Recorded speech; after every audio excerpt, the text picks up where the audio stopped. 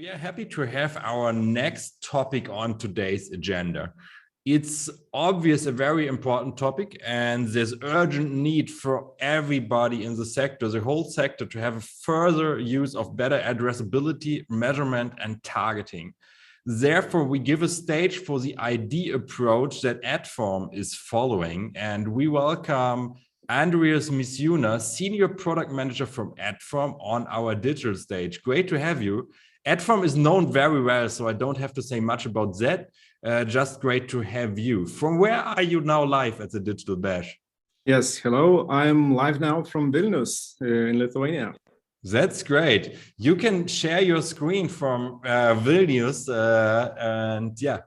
for our whole Europe. All right. That's great. That's working. You have the topic ID Fusion, Adform's approach to identity in today's online marketing. Yeah, we are looking forward to have your approach on that. And yeah, we are looking forward to your questions and your comments in the chat area or in the questions and answers area. I will give the stage to Andrius. Great to have you. Have a great time at the Digital Bash. And yeah, I wish our participants a great time as well. See you in some minutes again. Great. Thank you very much. Well, first of all, I'm very humbled to be here talking to you today. I'm very pleased to see so many of attendees here. So yeah, there's quite a pressure on me. A few words about myself first. As Mark has introduced, I'm a product manager in Adform. I've been here for about 5 years. First, I've started in ad serving area, focusing on ad delivery, ad rendering, measurement, compliance to IAB and MRC standards. And then I moved to identity to work on an internal unification project first. And it was about 1 year before announcements of third-party cookie deprecation. So today, I will tell you how we at Adform approach the identity in advertising today and how we think it will evolve going forward.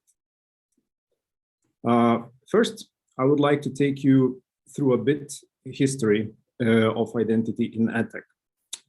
First, as you are all aware, there was cookie matching. And with it, the endless discussions on the match rate, not quite happy customers with hundreds of pixels firing when pages are loading. To tackle this to some extent, in 2018, GDPR kicked in, and the initial version of TCF was proposed. Everyone scrambled to ask for a consent, and the ad tech companies ended up adding an additional layer, I would say, of complexity to the identity exchanges. Good news was, at least for us, that on our side, we were already working on the next step of identity. With a focus on privacy and GDPR, we knew we had to explore and find ways for our platform to become ID agnostic and be ready for changes while respecting the privacy regulations. So internally, we built a solution which unified the usage of identity information across our platform, and that provided means for addressing upcoming challenges. Then in 2019, we released a cross-device solution, which combined different devices, identities of different devices. It, of course, used our unifying identity solution in the platform. And then, as you all know, the news of third-party cookie deprecation came in. And several options have been proposed, originally by browser manufacturers and later on by ad industry companies. And us, being an independent company, we knew we don't have the luxury of time, but we had a solid backbone in our platform to build on top. We had a choice to make, either wait for a standard or propose our own solution based on first-party IDs. As you can imagine, of course, this is a risk, but the speed of progress that we saw with Sandbox solution, that was just not enough for us to feel comfortable that we would be able to serve our clients. So it was quite obvious that we didn't wait. Since our platform already had a solid backbone, as I said before, we were able to move quick and introduced our ID Fusion proof of concept based on first-party IDs already in 2020. After that, we actually saw great potential from the client proof of concepts. For example, significantly better CTRs, activation of first-party audiences, frequency capping of cookieless browsers. And this has only strengthened our belief in first-party identity. And as you can see actually on this slide, more and more identities are coming in the form of first parties. Here we see in the countries on the slide, 70% of their top 1,000 domains are already sending first-party identifiers. So this is the state that we would say we are in right now. This is a tipping point, which is a great opportunity for those who are ready to move forward. And the reasons, as you see, are many, from third-party cookie deprecation to compliance. But of course, it comes with the challenges. Not all of the IDs are the same. We have publisher IDs, we have advertiser IDs, consortium IDs, and ID vendors. And as I said before, no standard has been defined. And we don't think actually that there will be one winning solution. Our clients or markets are very diverse, and solutions are not often global. Us being a full stack platform, we need to listen to the needs of our publishers and advertisers and data providers. And with over 30 identity systems live globally today, we see that each of them are very different in terms of quality and scale. So what we realized is we need to be able to work with multiple IDs, multiple ID providers, multiple identities coming from the same sessions and requests. And only by being able to gap this bridge between these identifiers, we will be able to offer a scalable and functional solution. So today, we have improved our product even more. Actually, not today, but last week, we released what we call ID Fusion. We released it publicly now. And while first-party identities brings us great new possibilities, there are still some useful data within the third-party cookies while they last. And we still receive a plethora of technical information with each request reaching our platform. And ID Fusion is the idea that we don't really need a single ID to identify a user. In fact, we don't need to identify the user at all. All we care about is their interests and intents. And this is exactly what our clients care about, being able to address these intents. Like I said, in ID Fusion, we use a plethora of data: first-party identifiers, third-party identifiers, cross-device information, technical request data.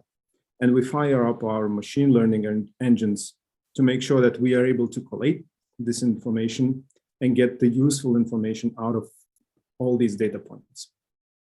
This allows our clients to reach their campaign goals without being intrusive, and of course, in 100% compliance with GDPR and CCPA regulations. I could even be so bold to say that it is the first programmatic solution that activates first and third-party IDs across all browsers and devices. And with it, our clients unlock more, and here we mean more inventories and more audiences. They are more open by working in all environments and in line with regulations. They have more control as they see what we do with the data. And finally, they have more impact in their campaigns. But how does this translate to any tangible value? These are just a few highlights of what our clients experienced in the first trials. The reach increased up to 120%, conversion rates up to 3 times. Reduced media waste with the more accurate frequency capping, over 30% reduced average CPC, and much lower risk because they know that they are working with a company which is really serious about privacy. Let's take a look at some of the areas that ID Fusion excels. For example, enhanced reach and frequency controls to enable capping across publisher identifiers, and that reduces media waste. For performance campaigns, clients can now retarget even on Safari and Firefox thanks to the ID Fusion engine. Audience management, that is even more scalable now when it is possible to build and extend audiences with first-party IDs and increase the reach significantly. All of this, of course, come with full transparency of our reporting system and with updated compliance modules to make sure we adhere to GDPR and privacy. As good as this sounds, this is not only in PowerPoint. Let's take a closer look at what our clients have been experiencing. For example, Vodafone and a Czech publisher exchange, CPEX, have run campaigns to compare performance of first-party and third-party cookies. They were actually surprised to see significant improvement on their CPA rate when comparing campaigns running Safari and Firefox users versus Chrome and third-party cookies, and a real increase in conversion rate.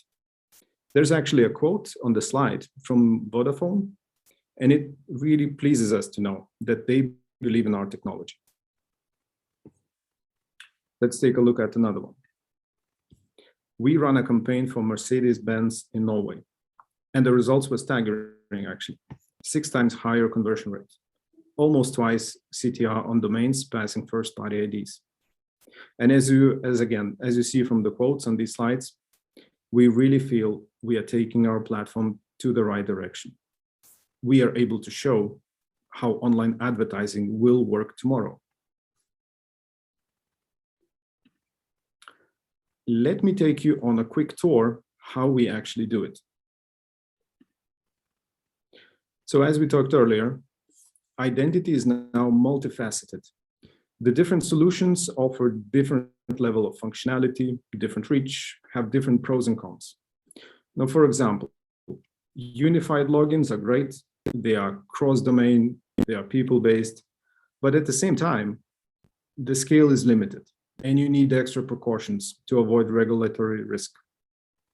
Or first-party cookies, great scale, works across browsers, and have long shelf life. What's not to like? Well, sadly, they end up in silos where they could be used. Sandbox, that is something we haven't discussed yet. They promise good scale, and probably nobody doubts that with current market share of Chrome. But the problem is also in there. They will only work in Chrome, and all of the knowledge remains in Chrome. Also, the sandbox is something that will come, but the identity tipping point is happening right now. So let's take a look how ID Fusion works in Adform. You could say it's relatively simple, and in part, that's because publishers have been increasingly willing to share their first-party IDs over the past 12 months. It means that when publishers send us first-party IDs in the bid stream, we can directly use the IDs for targeting, frequency capping, and for algorithmic optimization. And that was impossible before. And that means better campaign KPIs. If publisher also has data, they can upload the data to our marketplace, making it easy for the advertisers then to buy and target on those audiences. Here we actually can address the question, why browsers won't just block our solution? How is it future-proof? And it starts with the publisher sending the request. So they send the request to Adform, but now, as well as third-party cookies, they also always include first-party cookies. Some based on login IDs, some based on server-side cookies, and other types that we discussed before. And then we assess those on our platform. We apply the frequency capping, our algorithms, and then we bid on them, sending the response back.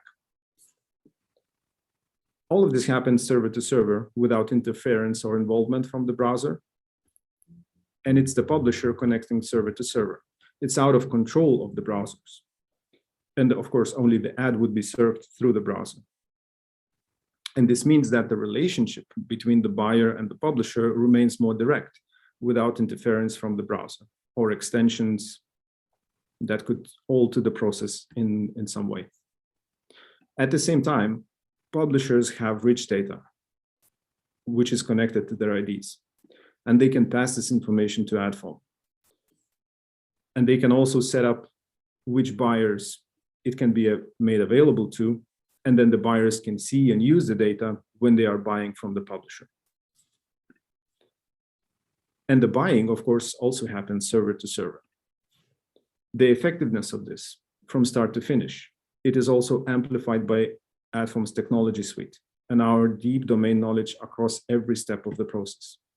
And when I say our technology suite, I mean algorithms consuming large amounts of electricity, trying to sift through billions of data points and come up with profiles that are possible to use right now. As a result, any publisher with any ID that is connected through our ID Fusion becomes available, and the advertisers can already start optimizing on the campaigns. And once we accept that we work with multiple IDs, onboarding first-party data becomes very simple. There are three ways we do it now.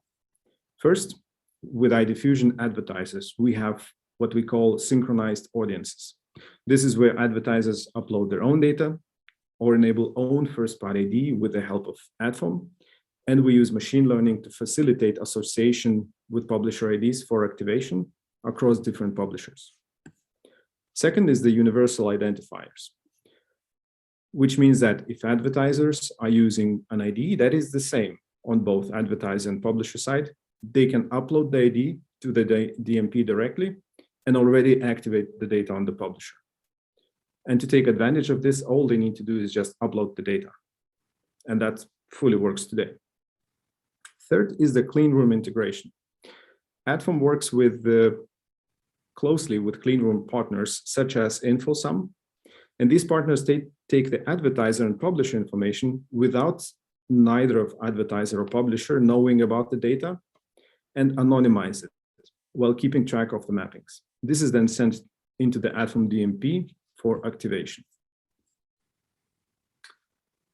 But wait, I know there are some contra arguments to this. How is it possible to report anything? What was bought and where? And is this actually improving the performance if everything is fused together somewhere? Well, I cannot actually stress this enough, how seriously we take reporting. Us being an advocate for open internet and transparency, the ability to show that the campaigns actually deliver the results, we absolutely cannot afford not having a robust reporting system. But did someone just say contextual? We did not forget about contextual, of course.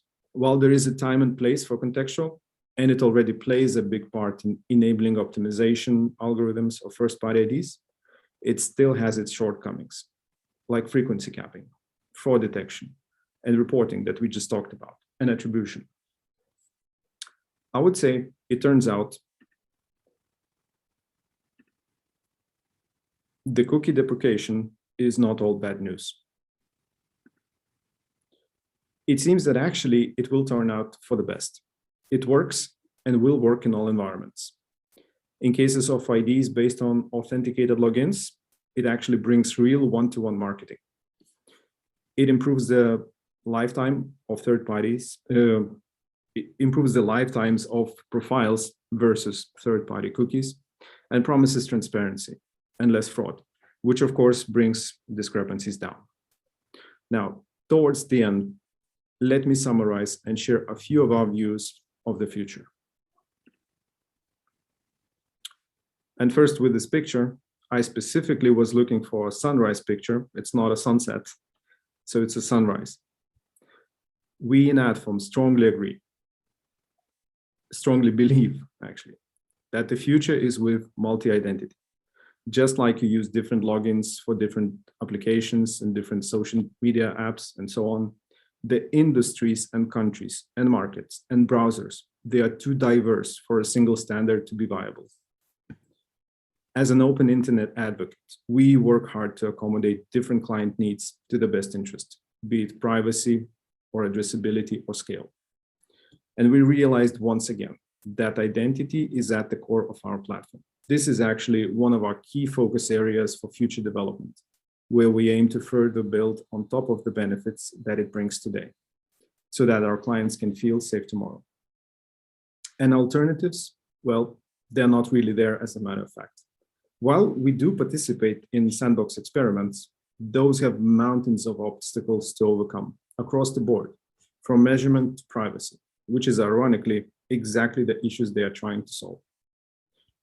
And we are actually beyond happy to know that we already can offer a solution that not only solves the issues of third-party identifiers, but performs better than the expectations of our clients. And with that, I want to thank you for listening to me today. I hope this helps you to shape the future of advertising. And I guess we might have a few minutes for questions if you have any. And of course, you can reach me at the email, which is on the screen. And probably some contacts will be shared with you later on. Mark, do we have any questions? Andrius, thanks for your presentation and your insights in this ID topic. And of course, we received some questions from the audience. You could end your screen sharing, then I can present or show some of them, and maybe we can answer them. So the first question came from Robert. He asked, is it possible to assign the ID to the real person, name sensitive data, for example, data protection inquiry? Well, I would say, I'm not sure what's the angle of the question. If you are saying that you would like to, if you would like to target that person, I would, of course, recommend against that and suggest to use some clean room solution. But for data protection inquiry, what we need to do, and what we do actually with the opt-out functionalities and so on, we make sure that we remove all the traces of all the links that we possibly have with that particular ID. But we never aim to link any personally identifiable information into any of the profiles. Okay. I hope that answers the question. I guess so, actually. Anna just asks, are the ID fusion features limited to the Adform SSP clients only? I guess so, right? No, it is not, because we are, mainly because we are receiving first-party identifiers from other SSPs as well. I do not remember all of them by heart, I'm sorry, but the answer is no, it's not limited. Okay, great. Greta asked, are any lookalike algorithms available for ID fusions in order to do a lookalike targeting based entirely on IDs? Yes, they are available, and they are being used actually by our clients. Ah, that sounds great. So we are, it's easy to answer all our questions. That's great. How many days is a cookie active? Was the anonymous question. From our analysis, this is actually varies very much. It really depends on the ID provider, on how often we see the ID. But I would say, well, definitely they are much longer than third-party cookies. With third-party cookies, we saw lots of lifetimes which are just 1 day even, single-time cookies. Ah, okay. With first-party IDs, we see that this is much longer. We could say a week up to 10 or more days. And there's the long tail of those which we see constantly, which can be for months. Okay, great.